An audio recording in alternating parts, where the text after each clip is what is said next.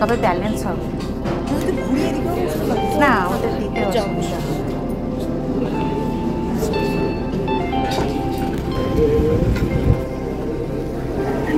Garlic নান নিয়ে ভাত খাবি না? আচ্ছা ঠিক আছে, তার সাথে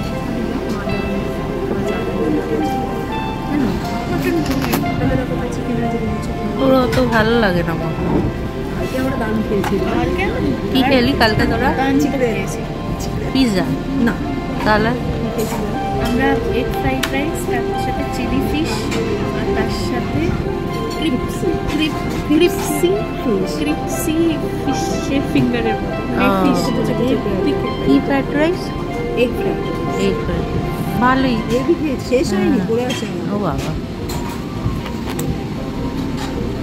আমি তো ডিম করেছিলাম, বললাম নিয়ে যা, বললো না নেবো না। একদম ভালো করেছিস, মাছিয়ে দিয়েছিস। একটা স্ট্র দে তো খাই।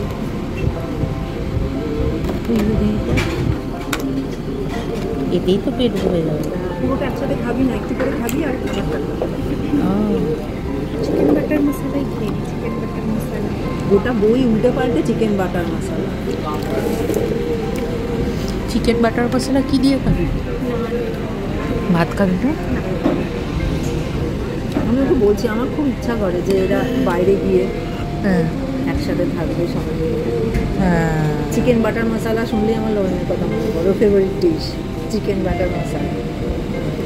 ওখানে যদি তোরা যাস, তার জন্য একসাথে তোরা ওইটাই অর্ডার করবি। না, ওটা খুব ইয়ে হয়ে গেছে, বিদেশ বলে ফেমাস স্টিরিওটাইপ হয়ে গেছে। স্টিরিওটাইপ হয়ে গেছে। মানে বিদেশিদের মনেই হয় ইন্ডিয়ান খাবার মানে গার্লিক নান আর চিকেন বাটার মশলা। তার কারণ হচ্ছে এটা ইজি টু কুক, আর ওটা ওদের টেস্টের সাথে ওটাকে ওরা মানে কমপ্লিমেন্ট করে। মিষ্টি মিষ্টি হয়, মিষ্টি মিষ্টি, বেশি ঝাল নয়, ক্রিমি টাইপের খেতে। ওই টেক্সচারটা ওদের পছন্দ হয়, ওই জন্য ওরা ওটা পছন্দ করে।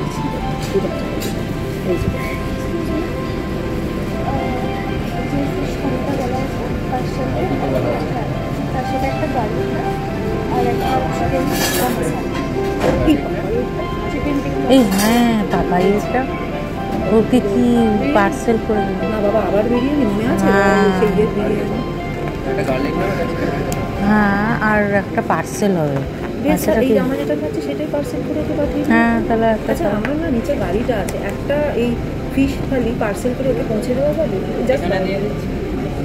ও গাড়িটা রেখে তো আসতে পারছে না, না কেন কি একদম রাস্তার ওপরে, সামনেই রয়েছে। হ্যাঁ একদম সামনেই রয়েছে। ওকে ফোন করে দিলে ওরা গেটে যদি দিই। গেটের কাছে আসে, তাহলে আপনারা একটু হ্যাঁ ওকে একটা ফিশ থালি পার্সেল, সেটাই ভালো। কেন মাছ খায় না? এখন খায়, রুই মাছ সবাই খায়। দেখতে দেখতে আমাদের দেখো থালি অর্ডার করেছিলাম আমরা দুজনে, তো সেটা চলে এলো। দুটোই ছিল আমাদের ফিশ থালি, আর মেয়ে খেয়েছে হচ্ছে চিকেন টিক্কা মশলা আর বাটার নান।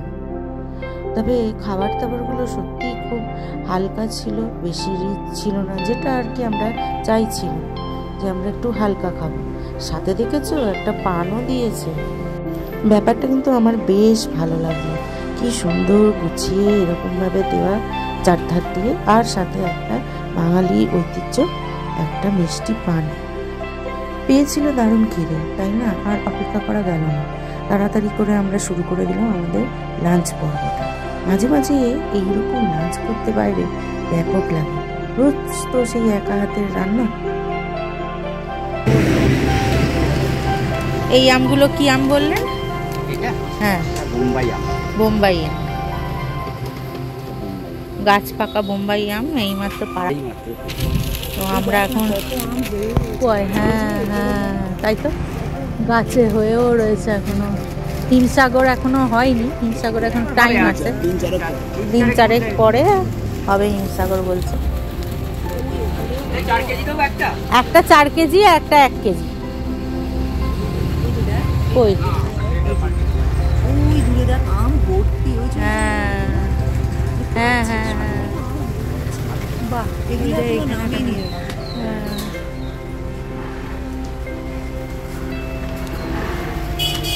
আমরা সব আম কিনতে নেমেছি। হ্যাঁ, আমি 4 কেজি আম নেব, আর দিদি নেবে 1 কেজি আম।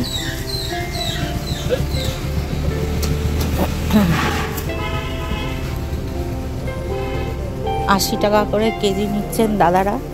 তোমরা যদি কেউ এখানে নিতে চাও তো অবশ্যই চলে আসো। এটা হচ্ছে চন্দননগর থেকে দিল্লি রোডের ওপর যাওয়ার যে রাস্তাটা, সেই রাস্তার এই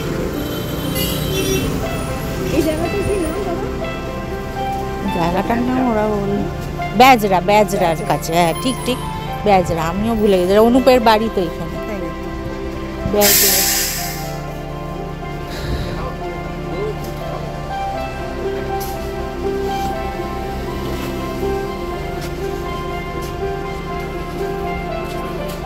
আমার হাতের দুটো তুলে রেখে দিয়েছি।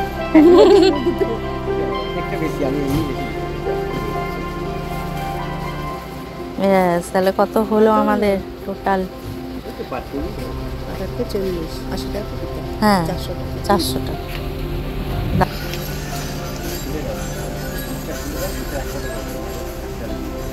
এটাই কথাই ভাবছিলাম যে একটু আম হলে ভালো হতো, এতটা এলাম একটু আম নিয়ে যাবো না। হ্যাঁ ভালো। হিমসাগরটা একটু পরেই হয় জানি, সেটা এখনই পাবো না। হ্যাঁ দাঁড়ান, থ্যাংক ইউ। বাবাইকে ডাকবো। ও ঢুকে গেছে। এই দেখো বন্ধুরা কোথায় আম।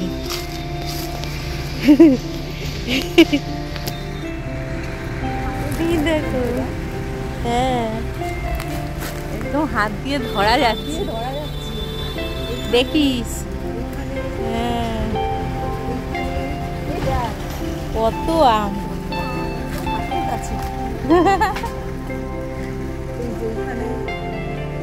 এগুলো তার ওদিকে হয় না, হাতে না গেলে আম গাছ।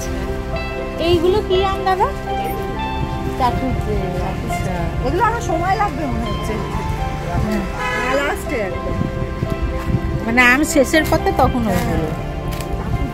চ এই যে, হ্যাঁ এই যে, দাঁড়া। আমাকে দিন, আমাকে পারবে না।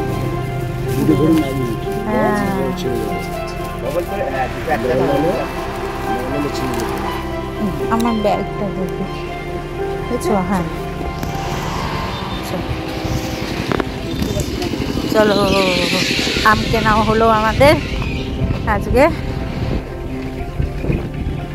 দেখে আমি আস্তে আস্তে যাচ্ছি, তুই বাবা দেখিস দেখিস। হ্যাঁ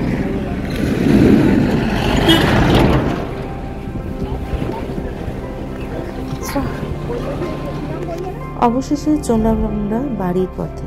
আজ অনেক ঘোরা হলো, খাওয়া দাওয়াও হলো, বেড়ানোও হলো, আর আমও পাড়া হলো। এইরকমভাবে বাগান থেকে আম পাড়তে আমার বেশ ভালো লাগে। আর যেহেতু আমরা চন্দননগরে আগে থাকতাম, তাই এই অভিজ্ঞতাটা আমার আগেও ছিল, কিন্তু দিদির সেটা ছিল না। তাই দিদির খুব ইচ্ছা ছিল বাগান থেকে কীভাবে আম নেবে, আর ওই রকম হাত বাড়িয়ে গাছ থেকে কীভাবে আমগুলোকে দেখবে। ওর কাছে সেটা সত্যি অবাক করার বিষয়। তো যাই হোক, ওর এই ইচ্ছাটাও পূরণ হলো। তো আমার এই ভিডিওটা বন্ধুরা আজকে এই পর্যন্তই রইলো। আবার আসবো নতুন আর একটা ভিডিও নিয়ে। তোমরা সবাই ভালো থেকো, সুস্থ থেকো।